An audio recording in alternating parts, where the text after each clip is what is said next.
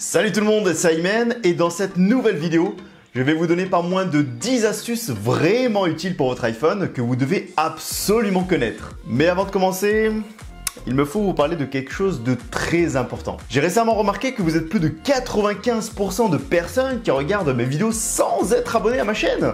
Et ben alors, qu'est-ce que vous attendez? Abonnez-vous!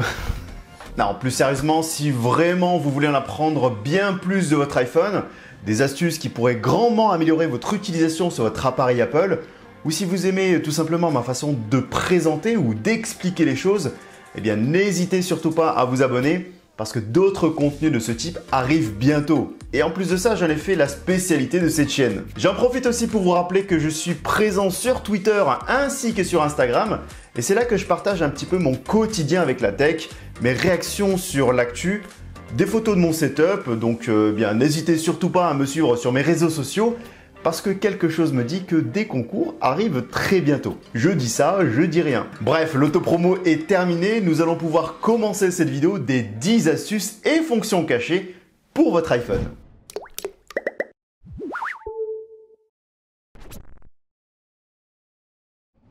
Nous allons tout de suite commencer cette vidéo avec cette nouvelle fonctionnalité introduite sur iOS 15, à savoir le scan de texte via l'appareil photo. Comme vous le savez peut-être, avec iOS 15, votre iPhone est maintenant capable de reconnaître n'importe quel texte simplement en lançant l'appareil photo et en visant un texte. Et on peut même copier un texte contenu dans une photo ou un screenshot depuis votre album photo. Bon, si vous avez déjà vu ma vidéo sur les nouveautés d'iOS 15, vous le savez sûrement, mais ici nous allons beaucoup plus loin. En fait, il est possible maintenant de lancer l'outil Scan depuis n'importe quelle barre de recherche. Et du coup, vous pourrez rechercher un texte scanné depuis Spotlight ou encore Safari simplement en appuyant 2 fois sur la barre de recherche et du coup en appuyant sur le petit logo Scan tout en haut à droite du menu contextuel, donc juste là. En faisant cela, l'appareil photo s'ouvre en prenant la place de votre clavier et vous n'avez plus qu'à scanner votre texte. Allez, je vous donne une autre situation qui pourrait faire que cette astuce vous sera très pratique. Si admettons vous êtes chez un ami et que vous souhaitiez vous connecter sur internet via son Wi-Fi, pour ça, eh bien, vous devez vous taper ce long code interminable dans le cas où il ne l'aurait pas encore changé. Et si vous trompez ne serait-ce que d'un seul caractère, eh bien, vous devez tout recommencer. Je pense qu'on a tous plus ou moins vécu cette situation, mais grâce à l'outil Scan, eh bien, on n'a plus qu'à scanner directement le code Wi-Fi exactement de la même manière que ce que je vous ai expliqué juste avant. Et ça simplifie énormément les choses. Bon, vous le savez sûrement que pour faire une capture d'écran sur votre iPhone, il suffit simplement d'appuyer sur volume plus ainsi que sur le volume verrouillage. Mais savez-vous que cette fonction s'adapte en quelque sorte en fonction de l'application sur laquelle vous faites un screen. En temps normal, quand on fait une capture d'écran, tout ce qu'on peut faire, c'est recadrer l'image ou bien annoter dessus. Mais quand on l'utilise sur Safari par exemple, on peut carrément faire un screen de toute la page au format PDF. De même sur l'application Mail à un détail près, car bien que l'on puisse capturer le mail en entier, le PDF sera partagé en plusieurs pages en format A4 en mode de lecture. Il sera même possible de supprimer certaines pages pour ne garder que ce qui ne vous intéresse. Toujours depuis iOS 15, sachez qu'il est maintenant possible de bloquer n'importe quel appel provenant de personnes que vous ne connaissez pas, que ce soit les appels inconnus ou masqués, ou encore les appels provenant de numéros qui ne figurent pas dans vos contacts. Si vous souhaitez bloquer ces inconnus, eh bien il vous suffit simplement d'aller dans les réglages, puis dans Téléphone, et juste un petit peu plus bas, eh bien vous avez l'option Appel d'inconnus silencieux. Vous vous rendez dessus et vous activez l'option. Comme je vous l'ai dit, les appels provenant d'inconnus seront bloqués, mais ces appels seront quand même affichés dans vos appels manqués de façon à quand même être notifiés et surtout être au courant. Sachez tout de même que votre iPhone continuera de sonner si le numéro concerné a été appelé récemment ou s'il apparaît dans les suggestions Siri.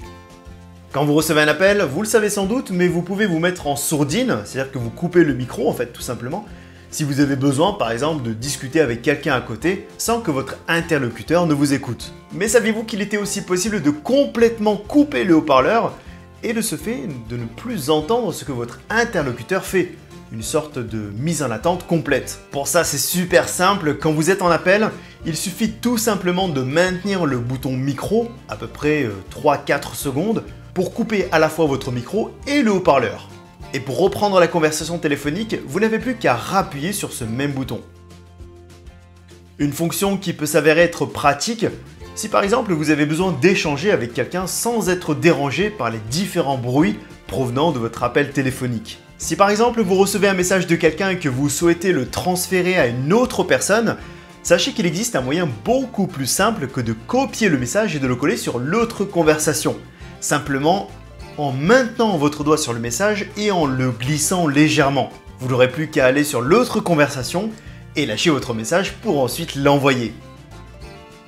Toujours concernant les messages, si vous êtes détenteur d'un autre appareil Apple comme un Mac ou encore un iPad, sachez qu'il est tout à fait possible de recevoir vos SMS et d'y répondre sur ces appareils.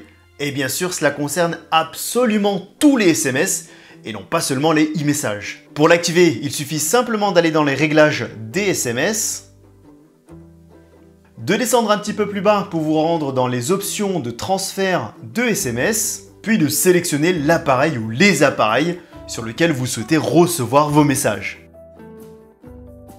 Cette petite fonction cachée pourra s'avérer être pratique pour tous ceux qui souhaitent déverrouiller leur iPhone en portant un masque et qui n'ont pas d'Apple Watch. En temps normal, quand vous portez un masque et que vous n'êtes pas reconnu par Face ID, il faut attendre un petit peu avant de pouvoir taper son code.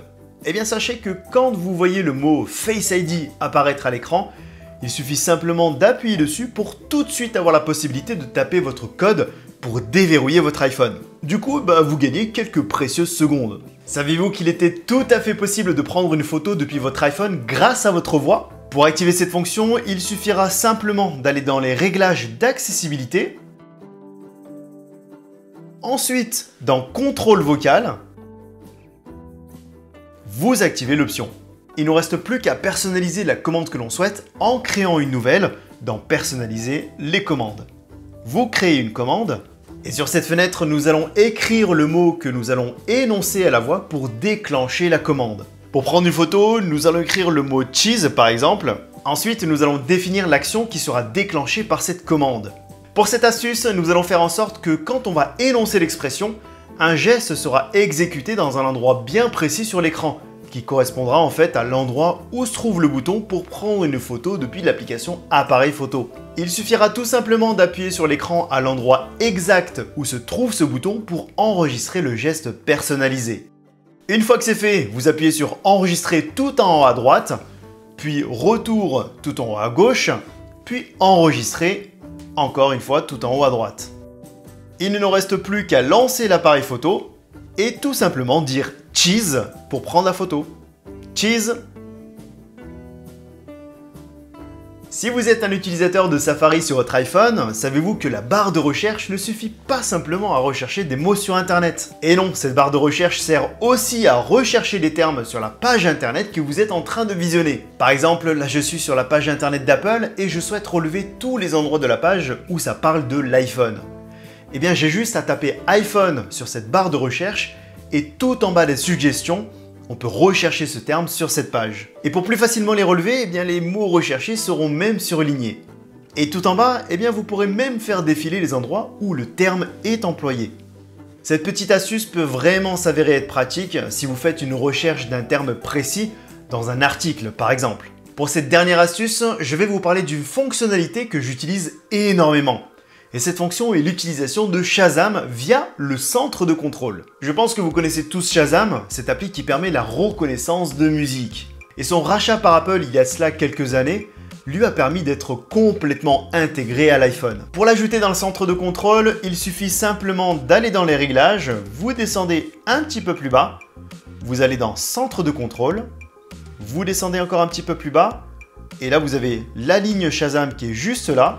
Vous n'avez plus qu'à appuyer sur le petit plus à gauche pour l'ajouter dans le centre de contrôle, tout simplement. Il suffit maintenant de faire descendre le centre, vous appuyez sur le petit logo Shazam pour le lancer en arrière-plan, donc rien ne vous empêche de faire autre chose à côté pour que Shazam puisse reconnaître la musique qui se joue en ce moment et vous afficher un résultat automatiquement. Et en plus de ça, en maintenant le doigt sur le logo Shazam, vous avez même accès à l'historique de la reconnaissance. Et voilà, cette vidéo est déjà terminée. J'espère sincèrement qu'elle vous aura plu et qu'elle vous aura aidé sur certaines fonctionnalités. D'ailleurs, je serais très curieux de savoir ce que vous y avez appris. N'hésitez surtout pas à me le dire dans les commentaires. Pour ma part, je vous donne rendez-vous sur une prochaine vidéo, ainsi que sur Twitter et Instagram.